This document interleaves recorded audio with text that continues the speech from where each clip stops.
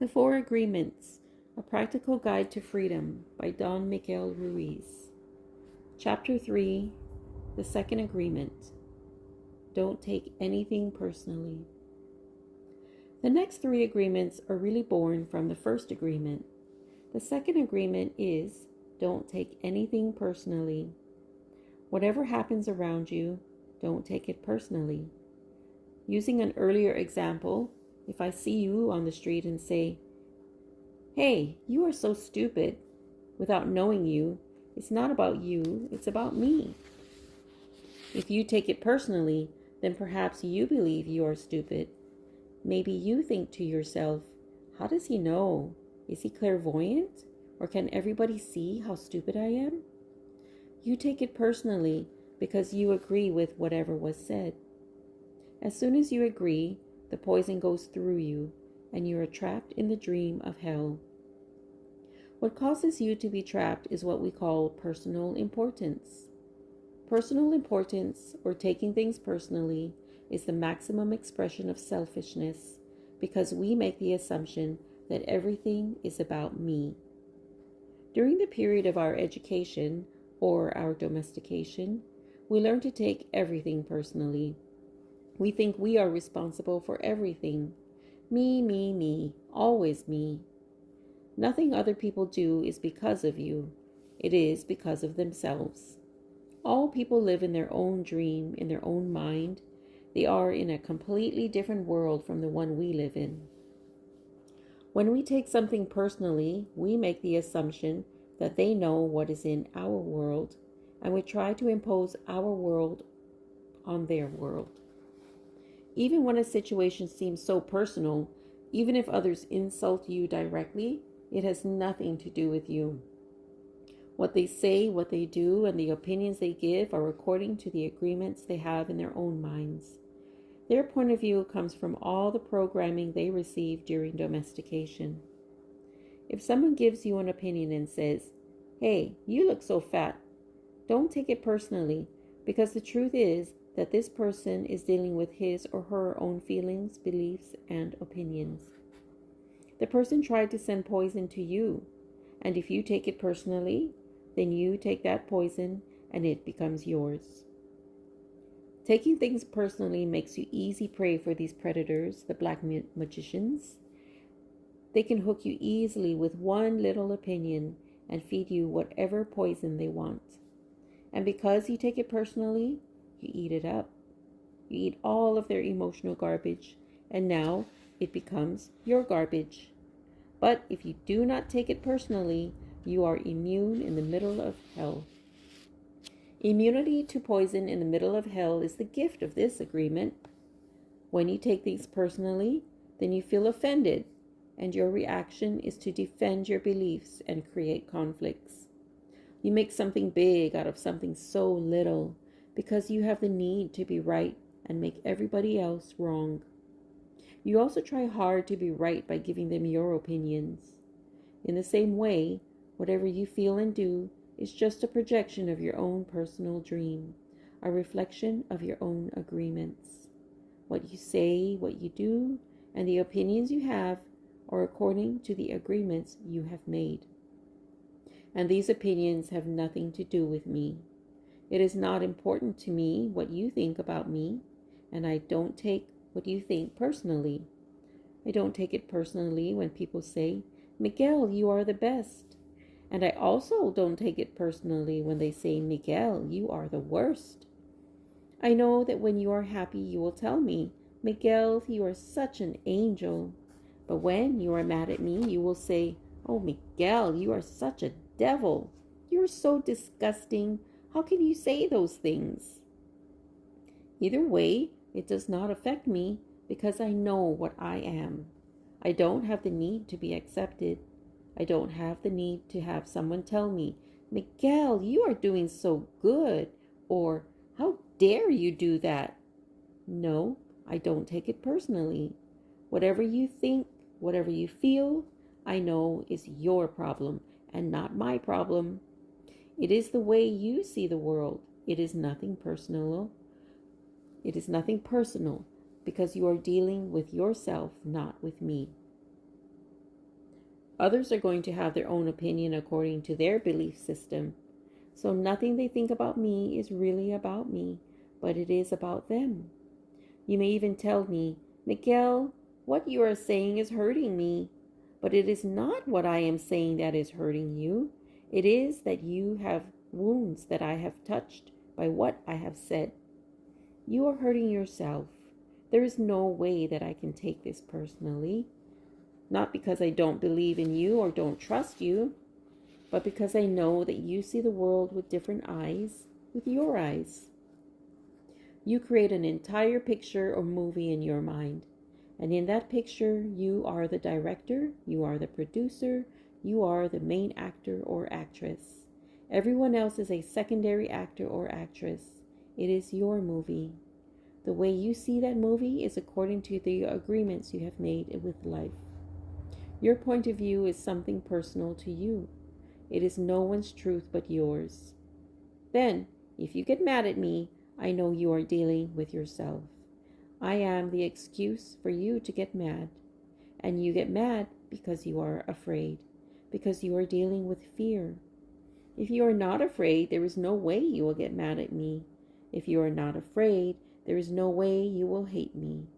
If you are not afraid, there is no way you will be jealous or sad. If you live without fear, if you love, there is no place for any of these emotions. If you don't feel any of those emotions, it is logical that you will feel good. When you feel good, everything around you is good. When everything around you is great, everything makes you happy. You are loving everything that is around you because you are a loving yourself, because you like the way you are, because you are content with you, because you are happy with your life. You are happy with the movie that you are producing, happy with your agreements with life. You are at peace and you are happy. You live in that state of bliss where everything is so wonderful and everything is so beautiful. In that state of bliss, you are making love all the time with everything that you perceive. Whatever people do, feel, think, or say, don't take it personally. If they tell you how wonderful you are, they are not saying that because of you. You know you are wonderful.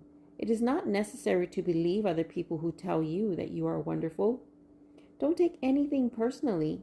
Even if someone got a gun and shot you in the head, it was nothing personal, even at that extreme. Even the opinions you have about yourself are not necessarily true. Therefore, you don't need to take whatever you hear in your own mind personally. The mind has the ability to talk to itself, but it also has the ability to hear information that is available from other realms. Sometimes you hear a voice in your mind and you may wonder where it came from. This voice may have come from another reality in which there are living beings very similar to the human mind. The Toltecs called these beings allies. In Europe, Africa, and India, they call them the gods. Our mind also exists in the level of the gods. Our mind also lives in that reality and can perceive that reality. The mind sees with the eyes and perceives this waking reality. But the mind also sees and perceives without the eyes, although the reason is hardly aware of this perception. The mind lives in more than one dimension. There may be times when you have ideas that don't originate in your mind, but you are perceiving them with your mind. You have the right to believe or not believe these voices, and the right not to take what they say personally.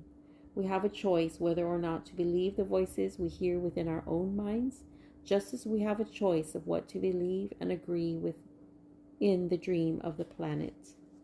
The mind can also talk and listen to itself. The mind is divided as your body is divided.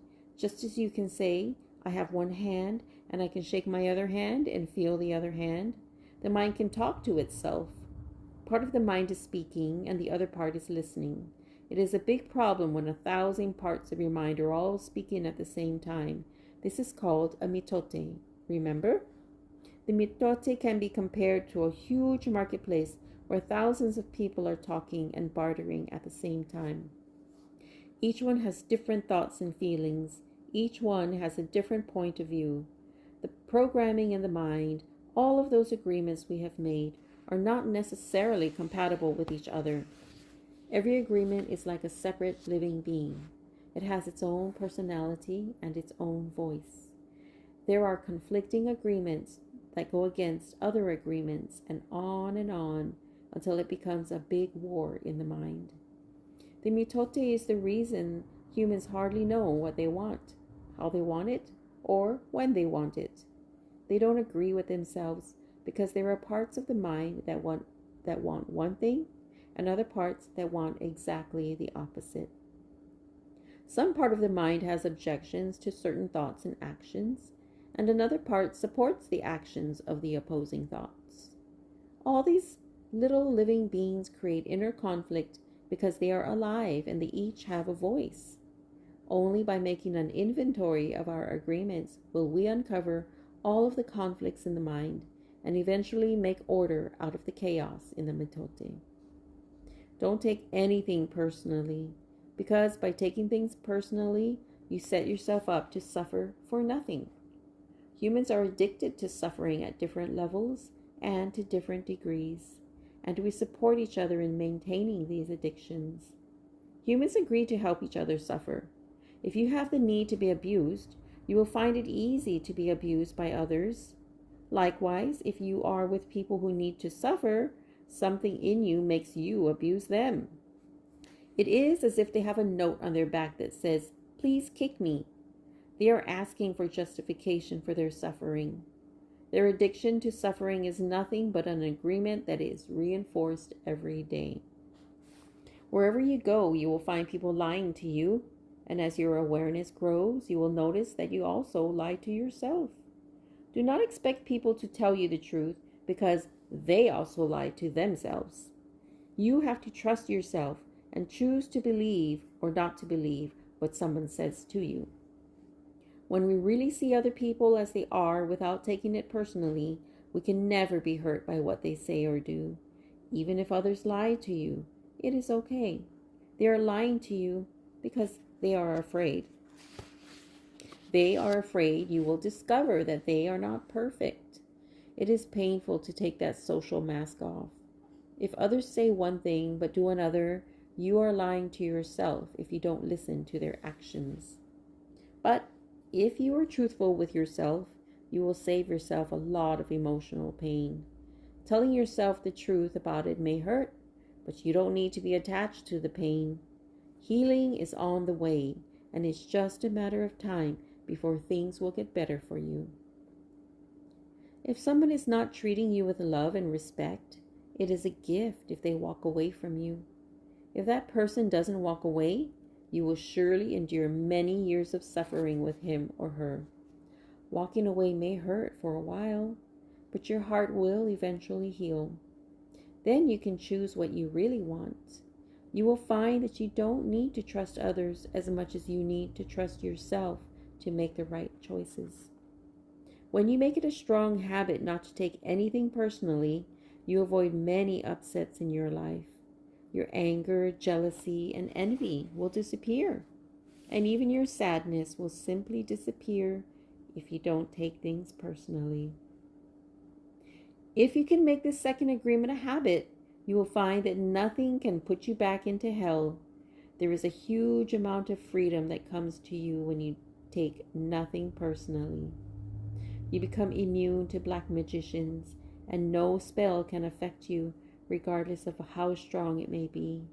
The whole world can gossip about you, and if you don't take it personally, you are immune. Someone can intentionally send emotional poison, and if you don't take it personally, you will not eat it. When you don't take the emotional poison, it becomes even worse in the sender, but not in you. You can see how important this agreement is. Take nothing personally helps you to break many habits and routines that trap you in the dream of hell and cause needless suffering. Just by practicing this second agreement, you begin to break dozens of teeny tiny agreements that cause you to suffer. And if you practice the first two agreements, you will break 75% of the teeny tiny agreements that keep you trapped in hell. Write this agreement on paper and put it on your refrigerator to remind you all the time. Don't take anything personally. As you make a habit of not taking anything personally, you won't need to replace your trust in what others do or say. You will only need to trust yourself to make responsible choices. You are never responsible for the actions of others. You are only responsible for you. When you truly understand this and refuse to take things personally, you can hardly be hurt by the careless comments or actions of others. If you keep this agreement, you can travel around the world with your heart completely open, and no one can hurt you. You can say, "I love you," without fear of being ridiculed or rejected. You can ask for what you need. You can say yes or you can say no, whatever you choose, without guilt or self-judgment. You can choose to follow your heart always. Then you can be in the middle of hell and still experience inner peace and happiness. You can stay in your state of bliss, and hell will not affect you at all.